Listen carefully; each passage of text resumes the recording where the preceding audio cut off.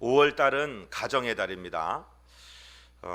가정에 문제가 있고 아픔이 있는 사람들에게는 5월 달이 참 힘든 달입니다. 그런데 오늘은 또 어린이 주일이고 다음 주일은 어버이 주일이고 그 다음에는 부부 주일이고 이렇게 가정에 관한 이야기가 많이 계속될 텐데, 가장 중요한 거는 가정도 중요하고 아내도 중요하고 남편도 중요하고 자식도 중요하고 부모님도 중요하고 다 중요합니다만은 나 자신, 도대체 내가 누구인가? 내 자신이 미워 죽겠고 내 자신이 전혀 사랑스럽지가 않고 내 자신이 전혀 무가치한 인생이라고 생각하는데, 그런 자아상을 가진 사람이 다른 사람을 사랑할 수 있을까요? 그거는 아마 불가능한 일일 것입니다. 한번 들어보십시오. 남들은 종종 내게 말하기를 감방에서 나오는 나의 모습이 어찌나 침착하고 명랑하고 확고한지 마치 성에서 나오는 영주 같다는데 나는 누구인가? 남들은 종종 내게 말하기를 간수들과 대화하는 내 모습이 어찌나 자유롭고 사근사근하고 밝은지 마치 내가 명령하는 것 같다는데 나는 누구인가? 남들은 종종 내게 말하기를 불행한 나날을 견뎌내는 내 모습이 어찌나 한결같고 번글거리고 당당한지 늘 승리하는 사람 같다 하는데, 남들이 말하는 내가 참 나인가? 나 스스로 아는 내가 참 나인가? 세상에 갇힌 새처럼 늘 불안하고 무언가를 그리워하는 병약한 나, 목 졸린 사람처럼 숨을 쉬려고 발버둥거리는 나, 꽃의 빛깔과 새소리에 줄이고 따스한 말과 인정에 목말라 하는 나, 방자함과 사소한 무욕에도 치를 떠는 나, 좋은 일을 학수고대하며 서성거리는 나, 멀리 있는 벗의 신변을 무력하게 걱정하는 나, 기도에도 생각에도 일에도 지쳐 멍한 나, 풀이 죽어 작별을 준비하는 나인데 나는 누구인가? 이것이 나인가 저것이 나인가? 오늘은 이 사람이고 내일은 저 사람인가? 아니면 둘 다인가? 사람들 앞에서는 허세를 부리고 자신 앞에서 천박하게 우는 소리를 잘하는 겁쟁이인가? 내 속에 남아있는 것은 이미 거둔 승리 앞에서 꽁무니를 빼는 폐잔병 같은 겁쟁이 나, 나는 누구인가? 이 으스스한 물음이 나를 조롱합니다. 내가 누구인지 당신은 아시오니 나는 당신의 것입니다. 오 하나님. 이게 누가 쓴 글이냐면요, 디트리 본페퍼라는 철학자, 신학자가 쓴 글이에요. 이 본페퍼라는 사람은 희망의 신학을 얘기했고 나치에 대항하여서 저항주의, 행동주의 신학을 얘기했던 젊은 신학자입니다. 이 사람은 결국 나치의 저항운동을 하다가 1943년 4월 5일 게슈타포에 의해서 체포되었고, 45년 4월 9일 히틀러의 제3국이 무너지기 직전에 그 플로센뷰르크라는 그 수용소에서 39살을 일기로 교수형태에서 사라진 젊은 신학자입니다. 본회퍼의 행동주의 신학은 젊은 사람들에게, 젊은 신학자들에게 큰 영향을 미쳤던 사람입니다.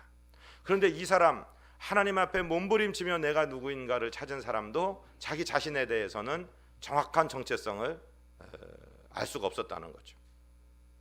만약에 누군가가 종이 한 장을 주고 연필을 준 다음에 우리에게 묻는다고 생각해 보세요. 당신이 누구인지, 내가 누구라 하는 것을 한 20문장 정도로 쓰십시오. 그러면 뭘 쓰시겠습니까? 대부분의 사람들이 나는 누구의 아빠고 누구의 남편이고 또 직장에 가면 누구고 학교에 가면 누구고 사회적으로는 누구고 다 쓴단 말씀이죠. 그런데 거기 써 있는 그 자신이 당신 전부입니까? 그러면 그건 또 정확한 대답이 아닐 것 같아요. 그래서 자기는 나는 쾌활하다든가 나는 조용하다든가 나는 외향적이라든가 나는 내성적이라든가 또 성격을 쭉 씁니다. 그러고 나면 이게 또 나인가? 또 헷갈리죠. 거울 속에 비춰진 자기 자신을 보면서 너는 누구냐 물으면 뭐라고 답변해야 될지를 모르는 사람들. 현대를 살아가는 현대인들은 어떤 때는 막 그냥 사기충천해서 뭐든지 할 수 있을 것 같은 그런 힘을 느끼다가 남들이 하게 한두 마디 조그만 말 들어도 잠을 못 자고 소화를 못 시키고 밥을 못 먹는 연약한 자기 자신을 바라보면서 도대체 내가 누구인가를 혼돈스러워하고 괴로워하고 있다는 말씀이죠. 바로 저와 여러분 오늘 우리의 모습이 아닐지 모르겠습니다. 마치 모든 사람들이 조울증에 걸려 있는 것처럼, 어떤 때는 까르륵거리고 웃고 정말 세상의 모든 것을 다 가진 사람처럼 그렇게 정말 호들갑을 떨다가도 어느 순간에는 자기는 아무 가치가 없고 버려진 인간 같고 하나님도 자기 자신은 팽개쳐버리고 하나님께도 잊혀진 내가 아닐까 생각하는 우리 자신을 바라보게 되는 것이죠. 이 가정을 달을 맞이하여, 가정도 중요하지만 가장 중요한 것이 내가 누구인지 자아상을 찾는 것이 아닐 수가 없습니다. 내가 생각하는 나는 매우 변덕스럽습니다. 조석으로 변합니다. 그럴 때는요, 가장 중요한 하나님의 말씀, 영원토록 1.1핵이라도 바뀔 수 없는 하나님의 말씀은 뭐라고 말씀하시는가? 하나님은 나를 어떻게 보시는가? 나보다 나를 더 잘 알고 계시는 하나님이 나를 향해서 뭐라고 하시는가? 이것을 파악하는 것이 가장 중요한 것이라고 할 수 있습니다. 오늘 본문은 바로 그 사실을 말씀해 주고 있습니다. 오늘 본문 1절, 21절을 우리 이사야 44장 21절을 한 음성으로 다시 한번 읽겠습니다. 야곱아, 이스라엘아, 이 일을 기억하라. 너는 내 종이니라. 내가 너를 지었으니 너는 내 종이니라. 이스라엘아, 너는 나에게 잊혀지지 아니하리라. 할렐루야.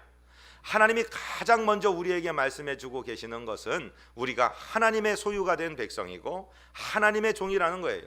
왜 그러냐면은 하나님께서 우리를 창조하셨기 때문에, 하나님께서 우리를 만들어 주셨기 때문에 우리가 하나님의 것입니다. 여러분, 가만히 생각해 보십시오. 우리 아버지도 계시고 우리 어머니도 계십니다. 우리 아버지는 아버지의 DNA를 주셨고, 어머니는 자기의 살덩어리를, 자기의 핏덩어리를 나눠주셔서 나라는 사람이 이 세상에 태어났습니다. 그런데 아버지나 어머니가 나를 만드셨습니까? 그때는 동의할 수 없습니다. 나를 만드신 분, 어머니의 모태에서 나를 조성하신 분은 하나님이십니다. 하나님께서 나를 만드셨습니다. 그런데 하나님께서 나를 만드실 때 다른 짐승이나 다른 삼라만상과는 구별되는 방법으로 만드셨습니다. 첫 번째, 하나님께서 나를 만드실 때는요, 흙을 빚어서 손으로 만드셨습니다. 세상의 모든 만물은 말씀으로 만드셨습니다. 그저 말씀으로 말씀하시니까 생겨났습니다. 그런데 하나님께서는 흙을 당신의 손으로 직접 빚으셔서 나를 만드셨습니다. 그리고 그 사람, 진흙 빚어서 만들어 놓은 사람의 형상에 당신의 형상인 생기를 불어넣으셔서 살아있는 영, 생명을 만드셨습니다. 그렇기 때문에 저와 여러분은 특별한 존재들입니다. 하나님의 사랑을 받는 하나님의 작품이라는 것입니다. 시편 138편 8절을 주보를 보면서 우리 함께 읽겠습니다. 여호와께서 나를 위하여 보상해 주시리이다. 여호와여, 주의 인자하심이 영원하오니 주의 손으로 지으신 것을 버리지 마옵소서. 하나님께서 직접 손으로 만드셨기 때문에, 그래서 하나님이 우리를 잊지 않으십니다. 우리가 하나님께 잊혀지지 않는다라고 성경은 말씀하고 있습니다. 하나님이 인간을 창조하신 두 번째 특징은 무엇이냐면 하나님의 형상대로 만드셨다는 것입니다. 창세기 1장 26절을 우리 함께 읽겠습니다. 하나님이 이르시되 우리의 형상을 따라 우리의 모양대로 우리가 사람을 만들고 그들로 바다의 물고기와 하늘의 새우와 가축과 온 땅에 기는 모든 것을 다스리게 하자 하시고. 할렐루야. 하나님께서 하나님의 형상을 따라 우리를 만드셨다. 여기서 형상이라는 말은 이마고라고 얘기하는데 그 영어로 이미지예요. 이미지는 그림, 모습 이런 뜻이니까 하나님도 우리처럼 코가 있고 눈이 있고 입이 있고 이런 거보다, 아닙니다. 그런 의미의 형상이 아니라 하나님의 성품대로, 하나님의 품성대로, 하나님이 가지고 계신 속성대로 저와 여러분을 만드셨다는 것이에요. 자, 우리가 아름다운 자연을 바라보고 아름다운 어떤 풍경이 있는 곳에 도달했을 때 기분이 좋습니까? 나쁩니까? 기분이 좋지요. 하나님이 좋으시기 때문에, 하나님이 자연을 만드시고 보시기에 좋았다 하신 하나님과 똑같은 품성을 저와 여러분이 가지고 있습니다. 짐승의 새끼든 사람의 자녀든 어린아이를 보면 사랑스럽습니다. 귀엽습니다. 하나님의 형상으로, 하나님의 양심으로 우리에게 주셨기 때문에 우리가 그것을 느끼고 있죠. 물 위에 떠 있어야 될 배가 거꾸로 뒤집어져서 물속으로 들어가 잠기면 우리 마음이 괴롭습니다. 하나님의 질서가 깨져버렸기 때문에 그런 것이지요. 마땅히 사람을 건져야 될 사람들이 그저 방관하고 있고 어찌할 바를 모르는 방법을 보면, 그런 모습을 보면 우리 마음이 참으로 답답합니다. 하나님의 형상을 가졌기 때문에 그렇습니다. 하나님은 당신의 형상을 따라, 당신의 품성을 따라 저와 여러분을 만드셨다라. 그 하나님의 품성대로 지으신 인간은 세계 만물을 지배하고 다스릴 수 있는 권세를 받았습니다. 그래야 사람이 아름다운 모습을 가진 하나님의 피조물이 되는 것입니다. 모든 만물은 사람이 다스리도록 하나님이 만들어 주셨는데, 사람이 그 자연 앞에 절을 하고 자기가 다스려야 될 대상을 섬기고 있는 모습은 아무리 봐도 좋지가 않습니다. 돼지머리 앞에 절하는 모습을 누가 아름답다고 합니까? 그것은 귀한 모습이 아니라는 것이죠. 사람은 존귀하게 하나님의 형상대로 지음을 받았습니다. 내가 존귀한 줄을 알아야 나와 똑같은 다른 인간을 존귀하게 생각하고 사랑할 수 있다는 것입니다. 창세기 2장 7절을 우리 같이 읽습니다. 여호와 하나님이 땅의 흙으로 사람을 지으시고 생기를 그 코에 불어넣으시니 사람이 생령이 되니라. 하나님께서 다른 짐승들은 다 입으로 말씀으로 지으셨는데 손으로 직접 흙을 빚어서 만들어 놓으시고 그 코에 생기를 불어넣으셨다. 이 생기라는 말의 히브리어 원어는 류아흐라고 얘기하는데, 류아흐라는 말은 성령을 말하는 것입니다. 하나님의 숨, 하나님의 기운, 바람같이 임하시는 성령을 말하는 것입니다. 하나님께서 다른 짐승에게는 성령을 주시지 않았는데 사람에게는 성령을 주셔서 하나님을 예배하게 하십니다. 여러분, 똑똑한 침팬지나 똑똑한 강아지들이 심부름도 하고 별의별 다 하는데 개들이 모여서 예배 드리는 거 보셨습니까? 침팬지들이 모여갖고 예배 드리는 거 보셨습니까? 그럴 수가 없습니다. 그것들은 짐승들이고 오직 사람에게는 하나님의 생기, 성령이 들어와서 사람이 살아있는 영이 되었기 때문에 우리는 하나님을 예배하는 것입니다. 그렇기 때문에 저와 여러분 존귀한 사람들입니다. 하나님의 형상대로 지음 받았습니다. 그리고 하나님께서는 우리를 마지막에, 하나님 창조의 맨 마지막 순서에 창조의 아주 클라이막스로, 창조의 정수로서, 최고의 작품으로서 저와 여러분을 만드셨습니다. 만약에 하나님이 뭔가 부족하신 하나님이셨다면 창조의 첫날 즈음에 사람을 만드시고 우리의 지혜를 빌리고 우리의 무슨 기술을 빌려서 천주 만물을 만드셨겠죠. 그런데 그렇지 않습니다. 하나님은 저와 여러분을 너무나 사랑하셔서 6일 동안 모든 것을 다 만들어 놓으시고 인간이 살 수 있는 환경 다 만들어 놓으시고 맨 마지막 날에 흙을 빚어 사람을 당신의 형상을 따라 만드시고 그 코에 생기를 불어넣어서 사람을 만드시고, 다른 모든 피조물을 만드셨을 때는 보시기에 좋았다고 하셨는데 저와 여러분 사람을 만들어 놓고는 보시기에 심히 좋았다라고 말씀하셨습니다. 창세기 1장 31절 우리 같이 읽을까요? 하나님이 지으신 그 모든 것을 보시니 보시기에 심히 좋았더라. 저녁이 되고 아침이 되니 이는 6째 날이니라. 할렐루야. 사단 마귀, 우리 원수대적 하나님과 사람 사이에 들어와서 이간질하고 죄짓게 하고 하나님을 떠나게 만드는 모든 것들은 자기 자신을, 인간을 짐승 수준으로 만들어가는 거예요. 그저 다 원숭이가 진화돼서 사람이 되는 거야. 인간도 한 종류의 동물일 뿐이야. 그리고 사람들을 자꾸 짐승 수준으로 낮춰내는 거예요. 자기 자신의 자존감이 없어지게 만드는 거예요. 사람이 얼마나 중요한 존재인지를 자꾸 잊게 만드는 거예요. 모든 세상의 일들을 통해서 우리를 그쪽으로 몰아가게 만듭니다. 일이 조금만 안 돼도, 일이 조금만 어려워져도, 학교에서 성적이 조금만 덜 나와도 나는 조물주의 실패작이야, 나는 하나님께 잊혀진 자야, 나는 사랑을 받지 못하는 존재야, 나는 값어치 없고 쓸모없는 존재야. 자꾸 이런 식으로 자기의 자아상을 망가뜨려. 그러므로 하나님의 마음을 아프시게 하려는 것들이 우리 원수대적 마귀의 속성이라는 것이죠. 저와 여러분은 하나님의 형상대로 하나님이 직접 손으로 빚어 만든 하나님의 최고의 걸작품인 줄 믿게 되시기를 주님 이름으로 축복드립니다. 옆에 분한테 얘기 좀 해주세요. 당신은 하나님의 최고 걸작입니다. 할렐루야. 두 번째 생각해 봐야 될 것은요, 우리는 하나님의 걸작품뿐만 아니라 하나님의 아들의 피, 예수 그리스도의 피값으로 구원받은 하나님의 구속물, 하나님의 소유입니다. 우리는 우리 죄로 말미암아서 하나님이 우리를 존귀하게 지으셨기 때문에 자유의지를 주시고 네가 선도 선택할 수 있고 악도 선택할 수 있고 축복도 선택할 수 있고 저주도 선택할 수 있다. 그리고 네가 마음대로 하거라.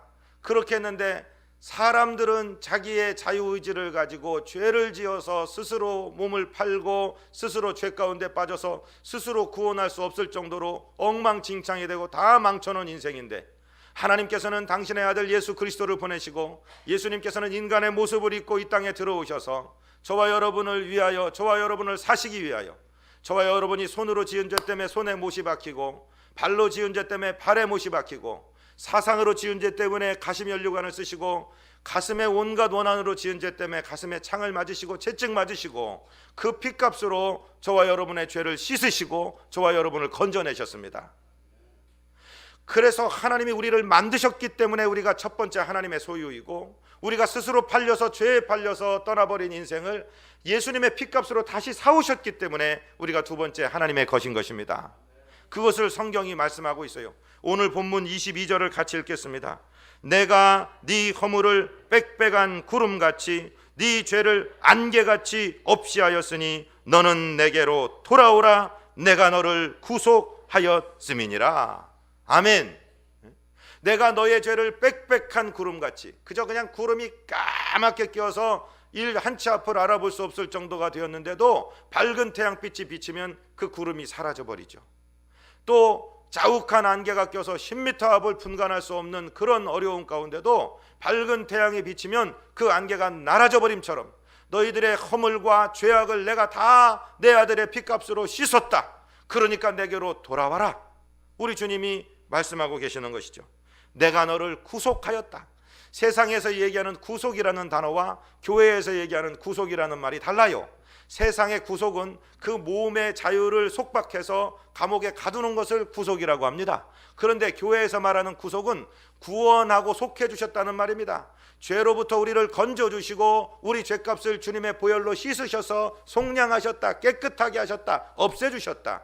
저와 여러분은 예수 그리스도의 보혈의 은혜를 믿는 순간에 저와 여러분의 죄가 예수님의 보배로운 피로 씻겨지고 저와 여러분 깨끗하게 되어서 하나님의 자녀로 구원받는 것입니다. 할렐루야. 그것을 성경이 말씀하고 있는 거예요. 옛날 구약시대에는 사람이 죽어야 되는데 사람을 죽일 수가 없으니까 염소나 황소를 드렸어요. 그래서 희생제물을 삼고 가난한 사람을 그걸 드릴 돈이 없으면 비둘기 2마리라도 갈라서 그 비둘기의 피를 흘리고 그걸 태워 드림으로써 우리의 죄를 대신했는데, 우리 구주 예수 그리스도께서는 그런 짐승의 피로 하지 아니하고 당신의 몸 전체를 십자가에서 우리를 위한 희생제물로 내어주셔서 저와 여러분을 대신하여 그 죄값을 받으시고 거기서 흘리신 피로 저와 여러분의 죄를 씻으셨다라고 성경은 기록하고 있는 거예요. 그래서 예수님의 피값을 지불하고 저와 여러분을 하나님의 자녀로 하나님은 사셨습니다. 히브리서 9장 12절을 같이 읽습니다. 염소와 송아지의 피로 하지 아니하고 오직 자기의 피로 영원한 속죄를 이루사 단번에 성소에 들어가셨느니라. 아멘. 예수님은 당신의 피값으로 저와 여러분 성도를 만들어주시고 거룩한 백성을 만들어주셨어요. 그래서 저와 여러분은 하나님이 한번 첫 번째 만드셨기 때문에 하나님의 소유이고, 우리가 우리를 스스로를 죄에 팔아서 죄의 종이 되었는데 하나님이 우리 죄값을 당신의 아들의 피값으로 대신하시고 저와 여러분을 죄악에서 건지시고 보혈로 씻으시고 당신의 아들로 삼으셨기 때문에 두 번 저희가 하나님의 소유입니다. 이것을 신학적인 용어로 이중소유라고 합니다. 이중으로 우리가 하나님의 소유가 되었습니다. 믿으시기를 바랍니다. 그래서 하나님은 우리를 양보하지 않습니다. 우리를 놓치지 않습니다. 우리를 뺏기지 않습니다. 이사야 41장 10절에서 이렇게 말씀하십니다. 두려워하지 말라. 내가 너와 함께함이라. 놀라지 말라. 나는 네 하나님이 됨이라. 내가 너를 굳세게 하리라. 참으로 너를 도와주리라. 참으로 나의 의로운 오른손으로 너를 붙들리라. 할렐루야. 여러분 생각해 보세요. 우리가 배 아파서 난 아이, 우리가 그 마른 자리 진 자리 갈아 치우면서 길러준 아이가 무슨 조그만 잘못을 하나 했다고 해서 엄마 아빠가 나를 미워할 거야, 나를 버릴 거야 라고 집을 떠나가면 그 부모 마음이 얼마나 괴롭겠습니까? 무슨 죄를 지었든지 세상은 그에게 돌을 던지고 그놈을 멍석말이해야 된다 그러고 무슨 비난을 하더라도 부모는 자식을 비난할 수 없습니다. 자식이 돌아오기만 하면 너는 내 자식이다, 너는 내가 낳았으니까 내 것이다, 내가 길렀으니까 내 것이다. 우리 부모는 자식을 씻어줍니다. 그리고 자식의 권세를 회복시켜 주십니다. 탕자를 맞이한 그 아버지처럼 말씀입니다. 그런데 사람들은 자꾸 자기 자신이 누구인지 모르고 내가 부모에게 가봤자 나는 사랑을 못 입을 것이라 하고 계속 부모의 마음을 아프고 돌아다닌다. 이것을 이 이야기가 제일 잘 나타내주고 있습니다. 영국에 한 소년이 있었습니다. 신문 배달을 해서 학교 다니면서 이렇게 아르바이트를 하는 소년입니다. 어느 날 학교 갔다 돌아오는데 장난감 가게에 범선 있죠. 그 배에 나무 배를 쫙 깎아갖고 돛도 달고 뭐 색칠도 하고 아주 멋지게 날렵하게 생긴 범선이 있어서 그걸 너무 갖고 싶었어요. 그래서 그 장난감집 주인에게 가서 이거 얼마냐고 물어보니까 가격을 얘기하는데 자기가 신문 배달해서 받는 월급 1년치를 다 모아도 안 되는 거예요. 큰일 났다, 갖고 싶은데 어떻게 하나 하다가 지나가다가 통나무 하나를 발견했습니다. 좋았어, 내가 만들어버리지 뭐. 그래서 그때부터 범선을 만드는 책을 빌려다가 보고 그 통나무를 가지고 집에 있는 톱으로 깎고 또 칼로 조각을 하고 사포로 문지르고 뭐 한 달여에 거쳐서 책을 보며 친구들한테 물어보며 가진 정성을 다 길러서 정말 멋진 범선을 하나 만들었어요. 얼마나 기뻤는지 모릅니다. 그래서 이제 동네 강가로 가서 이 범선을 띄워보려고 강물에 놨는데 정말 갈매기 같고 아름답고 정말 너는 내 작품이다, 정말 기가 막힌 작품이구나 좋아하고 손뼉을 치면서 감상을 하고 있는데 갑자기 그냥 경랑이 몰려오더니 그 빠른 물살에 그냥 자기 배가 떠내려가는 거예요. 잡으려고 강물로 들어갔는데 자기 걸음보다 배가 빨리 그냥 흘러가 버리고 말았어요. 너무너무 답답하고 괴롭고 그 배를 다시 찾고 싶어서 잠도 못 자고 밥도 못 먹고 그냥 끙끙 앓고 있는데, 그러고 한 몇 주가 지났는데 어느 날 학교 갔다 오는데 고물상 앞에 자기 배가 떨커덕 거기 걸려 있는 거예요. 주인 아저씨 이거 내 배예요. 이거 내가 한 달도 넘게 정성 들여 만들었던 배인데 이렇습니다. 그런데 오늘 여기 발견했으니 정말 감사합니다, 주십시오. 그러니까 얘야 무슨 소리냐, 네가 그걸 만들었는지 어쩐지 나는 알 바가 아닌데 나는 그걸 다른 아이에게 돈 주고 샀다. 너 그거를 가져가려면 돈을 지불하고 가져가거라. 그러니 어떻게 합니까? 이게 얼만데요? 자기 신문 배달하는 월급 3달치를 얘기합니다. 알겠습니다, 아저씨. 이거 제발 여기다 내놓지 말고 안에다 좀 넣어놓으세요. 다른 사람들이 못 보게 하세요. 내가 돈 갖고 오겠습니다. 그러면서 얘는 3달 동안 아무것도 사 먹지도 못하고 아무것도 쓰지도 못하고 차곡차곡 모아서 결국 그 돈을 가지고 가서 그 배를 사갖고 다시 되사갖고 오면서 얼굴에 비비면서 배에게 얘기합니다. 이놈아, 너는 2번 내 것이야. 한 번은 내가 너를 만들었기 때문에 너는 내 것이고, 2번째는 내가 돈 주고 사왔기 때문에 너는 내 것이야. 나는 절대로 너를 놓치지 않을 거야. 여러분, 하나님께서 저와 여러분을 보는 그 시각이 바로 그 아이의 시각입니다. 하나님이 당신의 형상대로 흙을 빚어 만드시고 당신의 생기를 불어넣으셔서 만드신 창조의 피조물이기 때문에 저와 여러분이 하나님의 것입니다. 2번째는 저와 여러분이 세상 욕심에 이끌려서 죄로 흘러갔는데 당신의 아들의 핏값으로 다시 사오셨기 때문에 저와 여러분이 2번 하나님의 소유입니다. 하나님은 절대로 저와 여러분을 놓치지 않으십니다. 이거를 믿으셔야 됩니다. 이 믿음을 가지고 미래를 바라보시기를 주님 이름으로 부탁을 드립니다. 내가 소중한 존재인지를 알아야지 우리가 남을 사랑할 수 있어요. 지금 한강에 뛰어내려 죽으려는 사람한테 이웃 사랑하셔 그러면 사랑이 되겠습니까? 자기 자신이 죽이고 싶을 정도로 미운데 어떻게 이웃을 사랑할 수 있어요? 네 이웃을 네 몸같이 사랑할 때는 내 몸이 사랑스러운 줄 알아야 이웃을 사랑하지 않겠습니까? 저와 여러분은 존귀한 존재들입니다.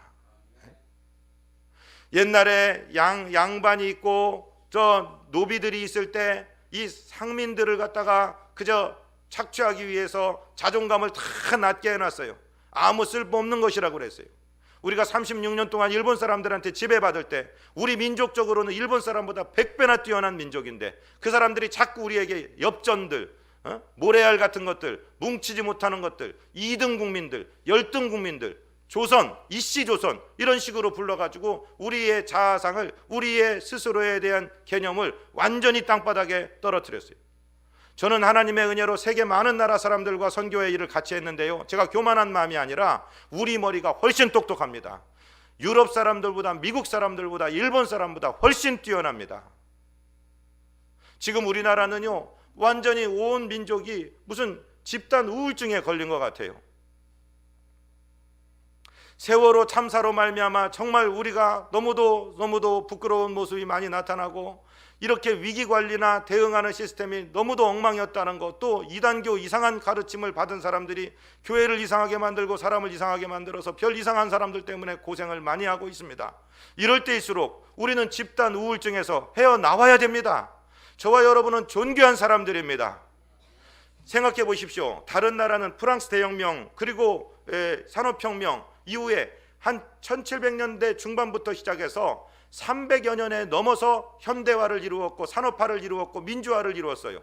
그러나 우리나라는요, 해방된 게 1948년이에요. 그리고 전쟁 겪었어요. 전쟁 치르고 1953년이에요. 그때 잿더미 그 깡통 들고 앉아서 썩은 음식을 먹던 음식이, 그게 반세기 전의 한국의 모습입니다. 거기로부터 지금 세계에서 7번째 잘 사는 나라를 만들었어요. 이것은 40-50년 사이에 엄청난 역사를 한민족은 이루어냈어요. 그러니까 이 민족은 위대한 민족입니다. 할렐루야.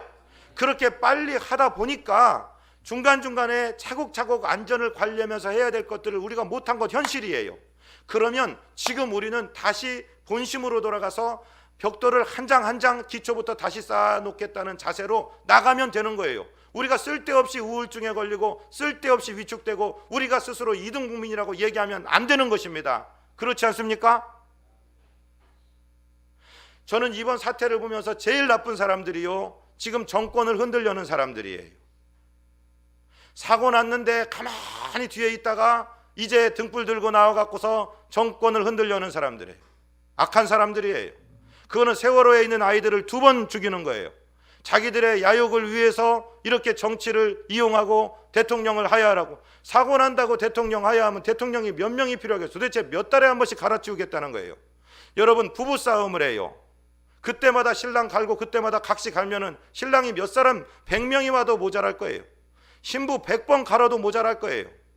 이럴 때일수록 우리가 나라와 민족을 위해서 기도하고 미래로 어떻게 풀어가야 될 것인가, 잘못된 것을 어떻게 바로잡아야 될 것인가 고민해야지, 대책도 없이 삿대질하고 그냥 슬픔에 빠져서 온 국민을 슬픔으로 몰아가고 아무 일도 안 하고 울기만 하라고 그러면은 도대체 경제는 누가 살리는 거예요? 어떻게 살으라는 거예요? 코미디에서 남 웃겨야 사는 사람들은 그냥 다 밥숟갈 놔야 되는 거예요. 관광지에 관광객이 안 가면은 관광지 사람들은 또 어떻게 먹고 살아야 되는 거예요. 슬픔은 슬픔이에요. 우리가 같이 슬퍼해야 돼요. 울어야 돼요. 잘못된 것 철저하게 뒤로부터 다 바로 잡아야 돼요. 그러나 집단 우울증으로 가면 안 됩니다. 여러분, 우리 자신을 소망의 눈으로 보시기를 주의 이름으로 부탁을 드립니다. 참 안타까운 일이 일어났습니다. 괴롭습니다. 그러나 우리 스스로를 열등감 속에 집어넣는 것은 하나님의 뜻이 아니랍니다.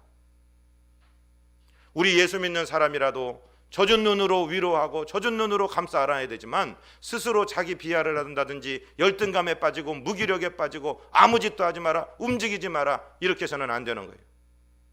나라와 민족을 위해서 기도해 주시기를 바랍니다.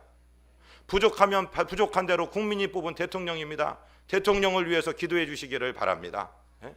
또 지자체의 장들을 위해서 기도해 주시기를 바랍니다. 국회의원들 정신 똑바로 차리고 입법 활동 정확하게 하도록 기도해 주시기를 바랍니다.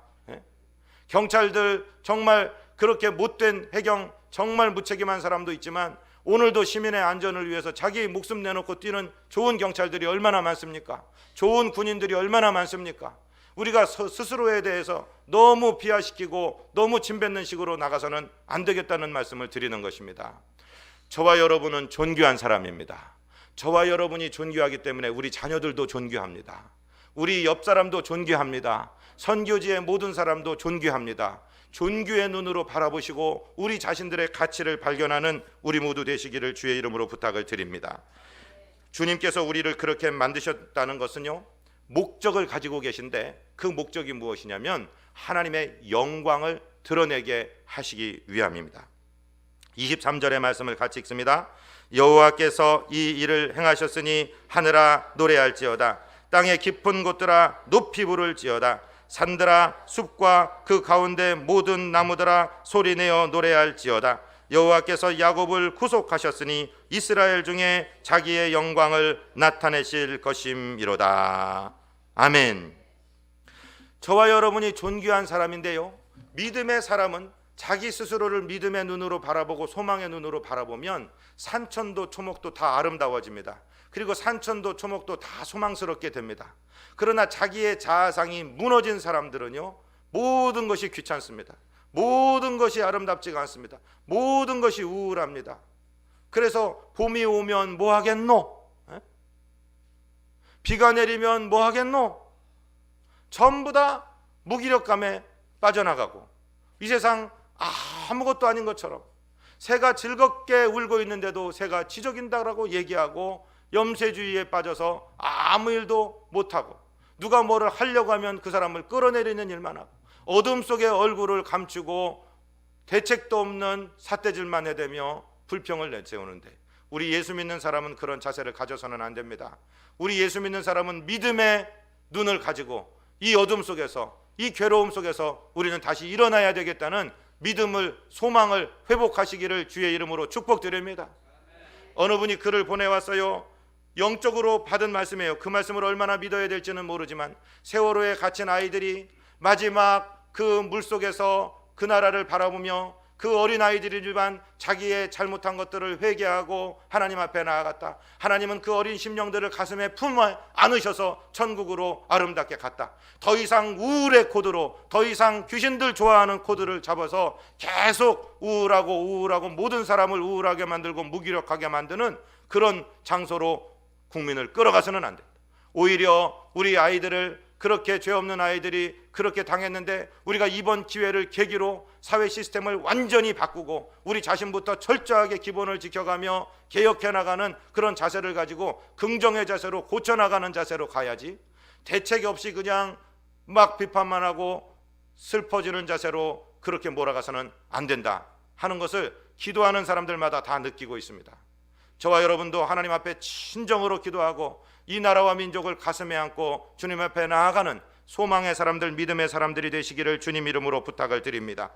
오늘 우리가 공부하고 있는 이 이사야, 이 44장 이 본문이 언제냐면요, 이사야라는 사람은 누구냐면요, 나라가 지금 기울어가요. 우상 숭배에 완전히 빠져서 하나님의 징계를 받고 바벨론에게 전쟁에 지고 사람들이 포로로 끌려가고 이제 왕이 눈을 뽑히고 끌려가는 그런 상태에서 예언하는 사람이 이사야예요. 나중에는 후기 예언서에 보면은 이 백성들이 바벨론으로 끌려가서 종살이합니다. 아주 암담합니다.